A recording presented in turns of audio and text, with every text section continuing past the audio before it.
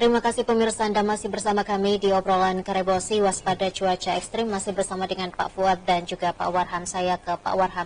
Pak Warham, tadi sempat terpending bahwasanya bagaimana persiapan fasilitas dan juga sarana prasarana untuk menghadapi cuaca ekstrim ini, Pak.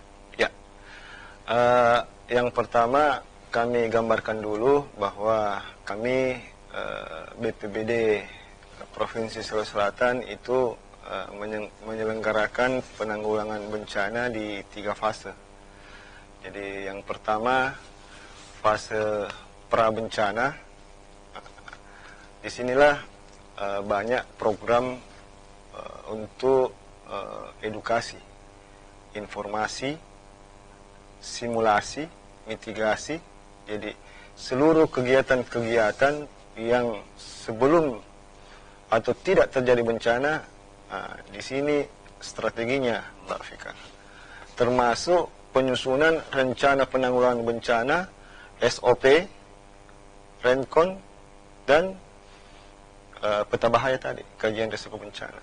Jadi ini memang menjadi dokumen wajib yang dimiliki oleh seluruh BPBD provinsi maupun kabupaten kota untuk memetakan potensi wilayah dari masing-masing daerah, potensi bencananya. Iya. Nah, ini alhamdulillah di BPBD itu 3 dokumen itu kita sudah penuhi dan sudah tersedia di aplikasi Siandalan maupun di website BPBD. Jadi silahkan Mbak Fika kalau mau mendownload, mendownload dokumennya ada di aplikasi Siandalan Sulsel.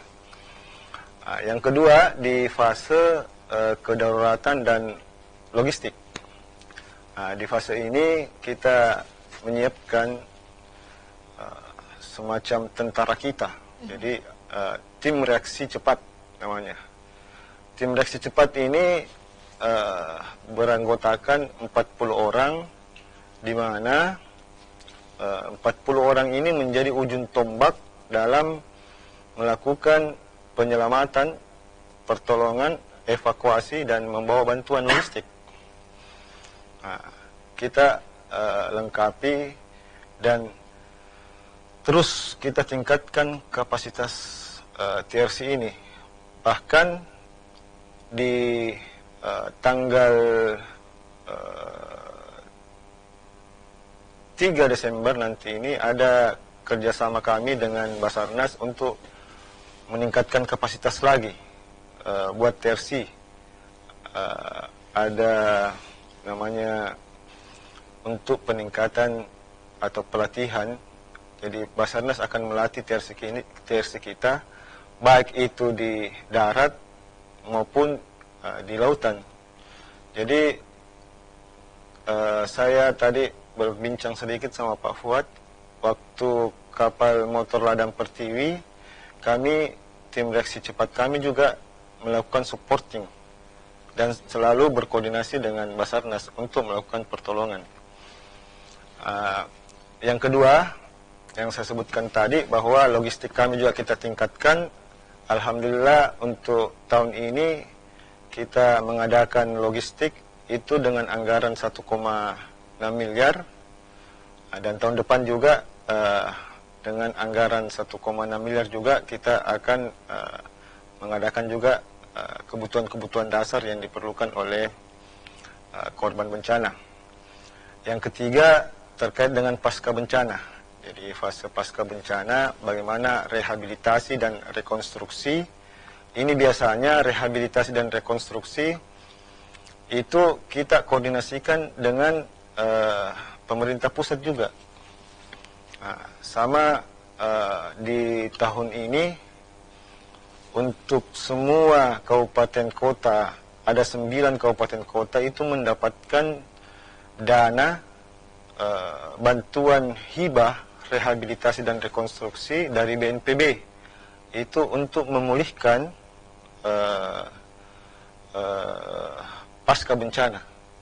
Jadi ada 9 dan itu sampai dengan perbaikan sarana dan prasarana yang rusak akibat bencana itu juga diberikan dari BNPB dan kami juga melakukan monitor terhadap kegiatan itu. Nah, jadi inilah sebagai bentuk persiapan kami di BPBD, baik dari fase prabencana, darurat, dan pasca bencana. Oke, baik. Saya ke Pak Fuad. Pak Fuad, bagaimana kemudian potensi gelombang laut? Tinggikah atau seperti apa, Pak Fuad? Untuk di bulan November ini, kondisi perairan, khususnya perairan di sekitar Sulawesi Selatan, mulai dari Selat Makassar, kemudian ada perairan Selayar, kemudian ada perairan Sabalana, kemudian Teluk Bone, dan juga hingga ke Laut Flores, yang merupakan perairan-perairan ataupun laut yang berada di sekitar Provinsi Sulawesi Selatan itu. Pada bulan November ini, ataupun di akhir November ini, tentunya terjadi peningkatan gelombang. Karena pengaruh dari fenomena yang terjadi di wilayah Indonesia, khususnya yang terjadi di Provinsi Sulawesi Selatan atau di perairan sekitar Sulawesi Selatan. Jadi perlu diketahui oleh masyarakat bahwa pada saat ini terjadi fenomena-fenomena cuaca yang dapat meningkatkan tinggi gelombang di perairan yang ada di Indonesia, khususnya untuk perairan di sekitar Sulawesi Selatan. Nah, fenomena apa saja yang dapat berpengaruh terhadap peningkatan tinggi gelombang di lautan ataupun di perairan, itu ada yang saat ini sedang terjadi di wilayah Indonesia, yaitu aktifnya fenomena muson Asia, di mana fenomena muson Asia ini atau fenomena monsun Asia ini akan berasosiasi dengan angin yang berasal dari baratan.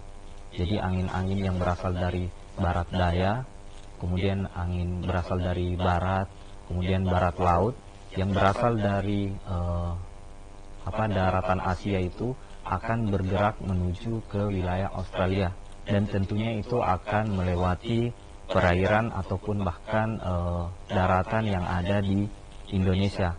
Nah, fenomena ini atau fenomena muson Asia ini juga berdampak pada kondisi lautan yang ada di perairan sekitar Sulawesi Selatan, Mbak Vita.